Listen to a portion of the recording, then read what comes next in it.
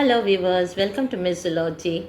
What comes to your mind when you first hear the word hippocampus? Obviously, you would connect to a part of your brain. You have a part of your brain embedded deep in the temporal lobe of the cerebrum, which is particularly an extension of the temporal part of cerebral cortex, or it also forms a part of the limbic system. Limbic means the boundary. Here, this hippocampus consists of two basic regions, a hippocampus proper, which is also called the cornu ammonis, and the other being the dentate gyrus.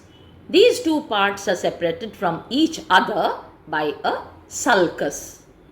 Now, why do we study this part, which is quite a small part? Because its function is quite unique.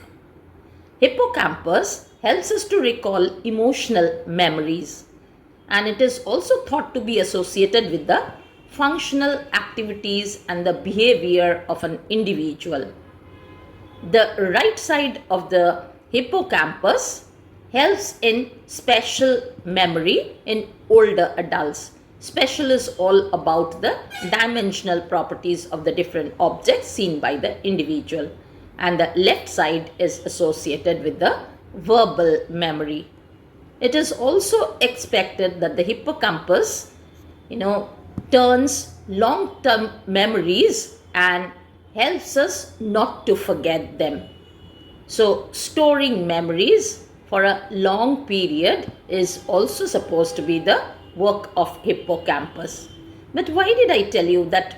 What do you connect to when I speak about the word hippocampus?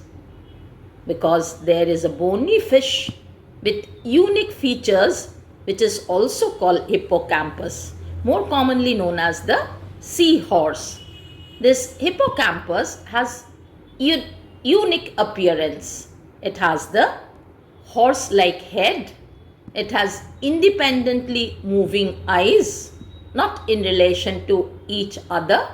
It possesses a prehensile tail, and the very special feature is the male hippocampus has a brood pouch, and this brood pouch is the place where it brings up the young ones.